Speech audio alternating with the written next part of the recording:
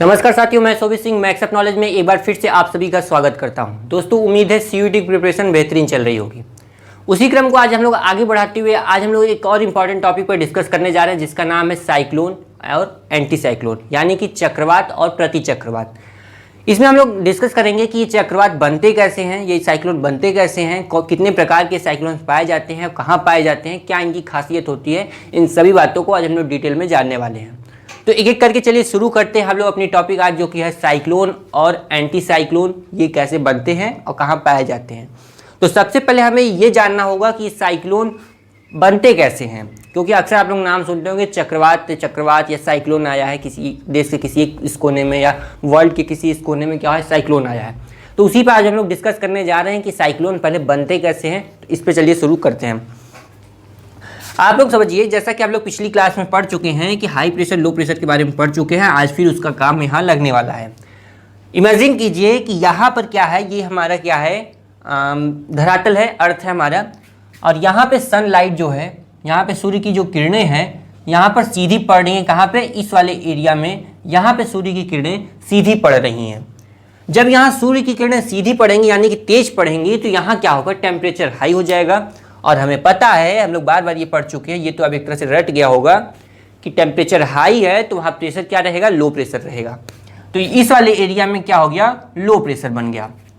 लेकिन जहाँ पर ज़्यादा टेम्परेचर है वहीं पे तो लो प्रेशर बन रहा है, अगल बगल लो प्रेशर नहीं रहेगा। उसकी अपेक्षा बाकी बगल में क्या रहेगा, वहाँ हाई प्रेशर रहेगा। अब जब मान लीजिए कि यहाँ पर इमेजिन कीजिए, यहाँ पर उतनी सूर्य की किरणें नहीं पहुँच रही हैं, टेम्परेचर ज़्यादा हाई नहीं है, यहाँ पर क्या पाया जाएगा, हाई प्रेशर पाया जाएगा। यहाँ पर क्या पाया जाएगा, हाई प्रेशर पाया जाएगा। मैं इस लाइन को मिटा दे रहा हूँ। आप इस इमेजिन कीजिए कि हमारा क्या है, एटमॉस्फेयर की बात कर रहे हैं हम। ठीक उसी तरह मान लीजिए यहाँ पे भी एक है, यहाँ पे भी क्या है, हाई प्रेशर है, यानी कि टेम्परेचर वहाँ ज़्यादा नहीं है। एक यहाँ पे भी हाई प्रेशर बन गया, ठीक है, लेकिन लो प्रेशर कहाँ है, बीच में यहाँ पे लो प्रेशर है। अब हमें ये पता है कि जो विंड्स होती हैं हमेशा high pressure to low pressure जाती हैं। ठीक वही फार्मूला हमें यहाँ भी लगाना है, बड़े सिंपल लैंग्वेज में। तो यहाँ देखिए कि यहाँ हाई प्रेशर है, यहाँ लो प्रेशर, तो विंड जो जाएंगी हाई प्रेशर से लो प्रेशर की तरफ जाएंगी, ये ऐसे चलने लगेंगी। लेकिन यहाँ एक बात ये ध्यान देना है, साइक्लोन के अगर पढ़ रहे हैं तो उसमें एक चीज़ ये ध्यान देना है कि जो विंड हाई प्रेशर से लो प्रेशर जाएंगी वो एकदम सीधी नहीं जाएंगी, क्योंकि हमें पता है अर्थ पे क्या है, कोरियोलिस बल भी है। कोरियोलिस फोर्स के बारे में हम लोग पढ़े हैं, क्या होता है एक बार फिर से यहाँ मैं बता दे रहा हूँ। तो यहाँ आप बस ये समझिए कि जो विंड्स रहेंगे high pressure to low pressure जाएंगे, यहाँ से भी high pressure to low pressure, high pressure to low pressure, high pressure to low pressure, यानी कि जो विंड्स है यहीं आ रही हैं, सभी को यहीं आना है, लेकिन ये सीधी नहीं जाएंगी। सीधी नहीं जाएंगे तो इसलिए मैं इसे मिटा दे रहा हूँ। आप समझिए, अब बात आ जाती है कोरियोलिस फोर्स की। कोरियोलिस फोर्स की वजह से क्या होता है कि हम जानते हैं कोरियोलिस फोर्स में कि अगर हम नॉर्दर्न हेमिस्फीयर में हैं तो हमारी जो विंड्स चलेंगी जहां उसे जाना है वहां तो जाएंगी, लेकिन वो हल्का सा अपने क्या होंगी, राइट में मुड़ जाएंगी। ये कहाँ बात करें, उत्तरी गोलार्ध में। नॉर्दर्न हेमिस्फीयर में अगर विंड को जहां जाना है वो सीधे नहीं जाएंगी, हल्का सा अपने थोड़ा ऐसे होकर जाएंगी। अगर सदर्न हेमिस्फीयर की बात करें तो वहां पर क्या होगा, विंड को जहां जाना है वो लेफ्ट मुड़ के जाएंगी। तो ठीक वही बात है कि अगर ये वाला जो हम लोग साइक्लोन पढ़ने जा रहे हैं, साइक्लोन यहाँ एक बनाने जा रहे हैं कि साइक्लोन कैसे बनेगा, ये नॉर्दर्न हेमिस्फीयर में है, तब हमारी देखिए कैसा साइक्लोन बनेगा। ये हमारा ध्यान दीजिएगा, हम बात कर रहे हैं नॉर्दर्न हेमिस्फीयर की। तो यहाँ पर जो साइक्लोन बनेगा, high pressure to low pressure winds जाएंगी, बीच में क्या रहेगा, यहाँ लो प्रेशर है और किनारे किनारे हाई प्रेशर है, ये बात ध्यान दीजिएगा। तो जो विंड जाएंगी high pressure to low pressure जाएंगी, लेकिन हमें पता है कि कोरियोलिस फोर्स भी है। कोरियोलिस फोर्स की वजह से ये हल्का सा अपने राइट मुड़ के तब यहाँ जाएंगी। तो ये कैसे जाएंगी, हल्का सा अपने राइट मुड़ेंगी तब यहाँ जाएंगी। ठीक है, कैसे मुड़ के जा रही हैं, high pressure to low pressure सीधे नहीं जा रही हैं, हल्का से ये ऐसे होके जा रही हैं। यानी कि ये हाई प्रेशर यहाँ से अगर खड़े होकर देखें तो ये हमारा राइट हैंड है और ये हमारा क्या है, लेफ्ट हैंड इधर है। तो हम कहाँ हैं, नॉर्दर्न हेमिस्फीयर में। तो नॉर्दर्न हेमिस्फीयर में अपने से थोड़ा राइट मुड़ के जाएंगी। ये इमेजिन कीजिए कि मेरा राइट हैंड इधर है तो ये अपने थोड़ा राइट में मुड़ के तब ऐसे जा रही हैं। इसी तरह यहाँ पर भी इसका राइट हैंड किधर है तो ये भी थोड़ा इधर मुड़ के जाएंगी, फिर इसका भी है तो ये भी थोड़ा इधर मुड़ के जाएंगी, इसका है तो ये भी थोड़ा इधर मुड़ के जाएंगी। ठीक है, यहाँ high pressure to low pressure जा रही हैं, जो कि विंड्स हैं, ये कैसे जा रही हैं, हल्का सा अपना राइट में मुड़ जा रही हैं। तो इसी तरह जो भी विंड्स चलेंगी बाहर से अंदर की तरफ चलेंगी, यानी कि बाहर हमें पता है बाहर क्या है, हाई प्रेशर है, और अंदर क्या है, लो प्रेशर है। ये सब क्या है, हाई प्रेशर है, ये सब हाई प्रेशर है, ये सब हाई प्रेशर है।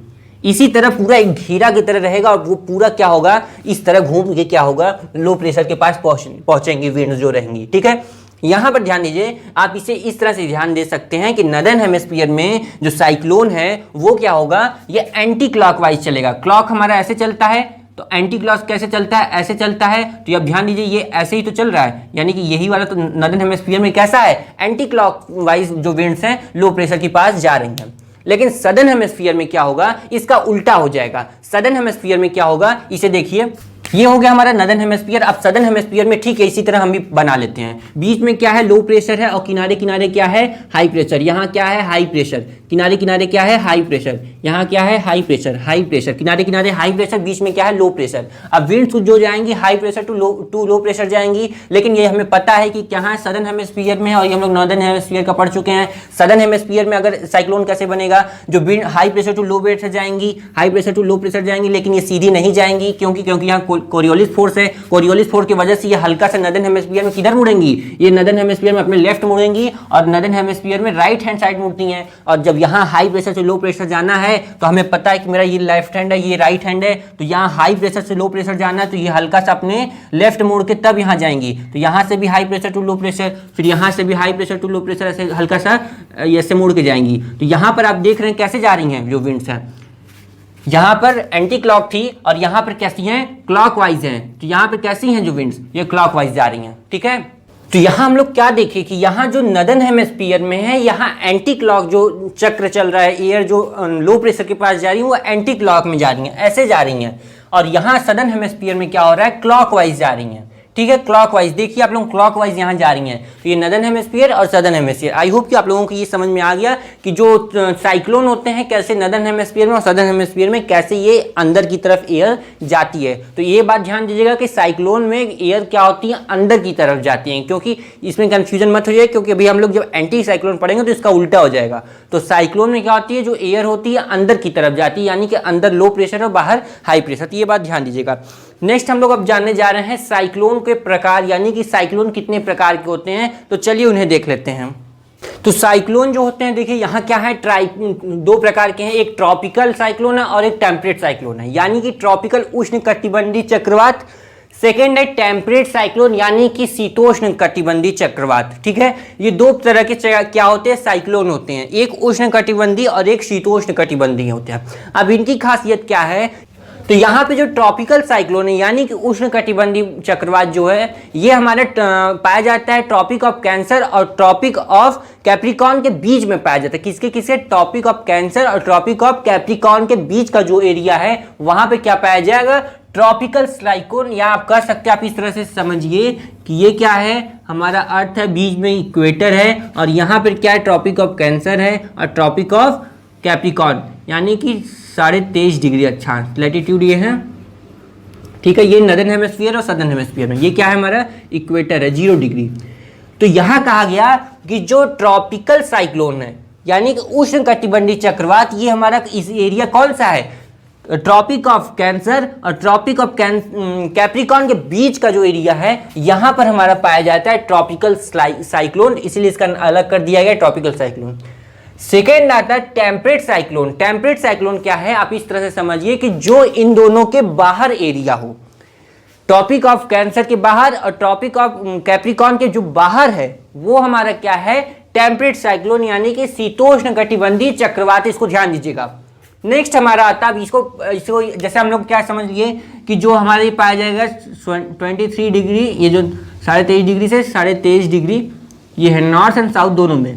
ठीक है, इसके बीच का जो एरिया रहेगा वो हमारा क्या रहेगा, ट्रॉपिकल साइक्लोन रहेगा। लेकिन ये वाला जो टेम्परेट साइक्लोन है, ये आप कह सकते हैं कि लगभग आपका आ जाएगा 35 to 65, कहीं कहीं आप 30 भी देखेंगे। तो इसलिए आप देखिए 35 डिग्री टू 65 डिग्री लैटिट्यूड के बीच जो पाया जाएगा वो हमारा क्या रहेगा, वहाँ पे टेम्परेट साइक्लोन उसे बोला जाता है। तो आप ये एक तरह से देखिए कि यहाँ पे मान लीजिए ये है और यहाँ 65 है, तो 35 to 65 जो रहेगा वो हमारा क्या रहेगा, टेम्परेट साइक्लोन रहेगा, यानी कि शीतोष्ण कटिबंधीय चक्रवात रहेंगे। अब बात ये आती है यहाँ पर एंटी साइक्लोन की। अब एंटी साइक्लोन क्या है, यानी कि आप नाम से समझ जा रहे हैं प्रति चक्रवात, यानी कि जो हमारा साइक्लोन था उसका उल्टा हो जाएगा प्रति चक्रवात। तो बिल्कुल आपको क्या कर देना है, साइक्लोन का उल्टा कर देना है एंटी साइक्लोन। तो उसको वो कैसे, वहां पे कैसे एयर जो विंड्स होती हैं कैसे गति करती है, कैसे मोशन करती है, किस डायरेक्शन में मोशन करती है, इन सब बातों को चलिए देख लेते हैं। तो एंटी साइक्लोन में जैसा कि हम लोग क्या देखे थे कि साइक्लोन में क्या था, बीच में क्या था, एक बार फिर से यहाँ देख लीजिए। साइक्लोन में क्या था, लो प्रेशर था और किनारे किनारे हाई प्रेशर था, किनारे किनारे हाई प्रेशर था, हाई प्रेशर था, हाई प्रेशर था, ठीक है। यहाँ क्या था, किनारे किनारे हाई प्रेशर था। लेकिन एंटी साइक्लोन की अगर बात करें प्रति चक्रवात की, तो यहाँ बीच में हाई प्रेशर रहेगा और किनारे किनारे क्या रहेगा, लो प्रेशर रहेगा, किनारे किनारे क्या रहेगा, लो प्रेशर रहेगा, ठीक है, इस तरह से रहेगा। अब हमें पता है यहाँ पे विंड्स कैसे थी, high pressure to low pressure जा रही थी, लेकिन यहाँ पे विंड्स क्या करेंगे, high pressure to low pressure, यहाँ पे high pressure to low pressure जा रही थी, यहाँ भी high pressure to low pressure जाएंगी। तो आप लोग देखेंगे यहाँ पे विंड्स क्या हो रही है, बाहर की तरफ जाएंगी और यहाँ की तरफ विंड्स अंदर की तरफ जा रही है। क्यों, क्योंकि यहाँ बीच में लो प्रेशर था और यहां बाहर लो प्रेशर है। तो इस वजह से आप देखेंगे कि जो साइक्लोन था इसमें विंड्स क्या थी, बाहर से क्या हो रहा था, अंदर की तरफ जा रही थी, यानी कि सेंटर की तरफ जा रही थी। और एंटी साइक्लोन में क्या है, यहां पर सेंटर से बाहर की साइड जाएंगी, तो ये हमारा रहेगा एंटी साइक्लोन, ठीक है। तो यहां ये ध्यान दीजिएगा डिफरेंट क्या है इन दोनों में, एक बार आप ध्यान से देख लीजिए। यहां बीच में लो प्रेशर था साइक्लोन में और यहां क्या है, हाई प्रेशर था। यहां भी वही बात रहेगी, कॉरियोलिस बल वाली आ जाएगी। तो हमें पता है कि कॉरियोलिस बल में अगर नदर्न हेमिस्फीयर में है तो क्या होगा, अपने से राइट में मुड़ जाएगी। तो यहां पर क्या होगा, अपने से राइट में मुड़ेंगी। यानी कि अगर यहां देखिए high pressure to low pressure जाना है तो ये कहां जाएगी, अपने से हल्का सा राइट में जाएगी, यानी कि बाहर की तरफ जाएगी। यहां भी ये क्या होगा, अपने बाहर की तरफ, यहाँ भी क्या होगा, अपने बाहर की तरफ, यहाँ भी अपने बाहर की तरफ। इसी तरह ये जो विंड्स रहेंगी बाहर की तरफ बाहर जाएंगी, यानी इसी तरह क्या होगी, ये विंड्स ऐसे ऐसे घूमेंगी और ये विंड्स अंदर से क्या हो रही हैं, बाहर की तरफ जा रही हैं, ठीक है। और सदर्न हेमिस्फीयर में क्या होंगी, जैसे कि ये इस साइड घूम रही है और सदर्न हेमिस्फीयर में क्या होंगी, अपने लेफ्ट साइड जाएंगी। एंटी साइक्लोन है जहां पर अंदर से बाहर की तरफ, सेंटर से बाहर की तरफ क्या हो रही है, विंड्स जा रही हैं, यानी कि सेंटर में क्या हाई प्रेशर और बाहर क्या है, लो प्रेशर। तो आई होप कि आपको साइक्लोन एंटी साइक्लोन अच्छे से समझ में आ गया होगा। लेकिन क्वेश्चन यहां से क्या बनता है कि साइक्लोन में सेंटर में क्या रहता है, हाई प्रेशर रहेगा कि लो प्रेशर। तो आपको पता है कि सेंटर में क्या रहेगा, लो प्रेशर साइक्लोन में रहेगा। ये क्या है, साइक्लोन की बात किए हैं। और यहाँ एंटी साइक्लोन में सेंटर में क्या रहता है, हाई प्रेशर रहता है। अब बात ये भी पूछ सकता है कि किस स्थिति में, किस कंडीशन में, यानी कि साइक्लोन की कंडीशन में या एंटी साइक्लोन की कंडीशन में हमारा जो वेदर रहेगा साफ कब रहेगा, यानी कि हमारा जो स्काई रहेगा, आसमान रहेगा कब साफ रहेगा, यानी कि क्लाउड नहीं रहेगा, एकदम मौसम शांत रहेगा, साफ सुथरा रहेगा। तो आप कहेंगे एंटी साइक्लोन में। एंटी साइक्लोन में क्या होता है, हमारा मौसम साफ होता है, ठीक है। नेक्स्ट आगे बात ये बन सकती है कि विंड्स जो होती है अंदर की तरफ जाती है साइक्लोन में कि बाहर की तरफ। तो आप कहेंगे साइक्लोन में क्या होती है, अंदर की तरफ आती है, सेंटर की तरफ आती हैं। और एंटी साइक्लोन में क्या होता है, बाहर जो हमारी विंड्स है वो बाहर निकलती हैं। अब वो निर्भर करता है कि वो नदर्न हेमिस्फीयर में है कि सदर्न हेमिस्फीयर में। अगर वो नदर्न हेमिस्फीयर में तो इस तरह जाएंगी, यानी कि साइक्लोन का ठीक उल्टा हो जाएगा वहां पे। अब एक क्वेश्चन और पूछता है, क्या पूछता है कि भारत में जो चक्रवात पाया जाता है उसे किस नाम से जानते हैं। ऑस्ट्रेलिया के पास जो चक्रवात पाया जाता है उसे किस नाम से जानते हैं। चाइना जापान के जो तटवर्ती एरिया यानी कि ईस्टर्न पार्ट है वहां पर कौन सा साइक्लोन पाया जाएगा। अमेरिका के पास कौन सा साइक्लोन पाया जाएगा, या आप कह सकते हैं कैरेबियन सी में कौन सा साइक्लोन पाया जाएगा, या नॉर्थ अमेरिका के जो वेस्ट में कौन सा साइक्लोन पाया जाएगा। तो ये बात बहुत इंपॉर्टेंट है क्योंकि यहाँ से क्वेश्चन जरूर पूछे गए हैं।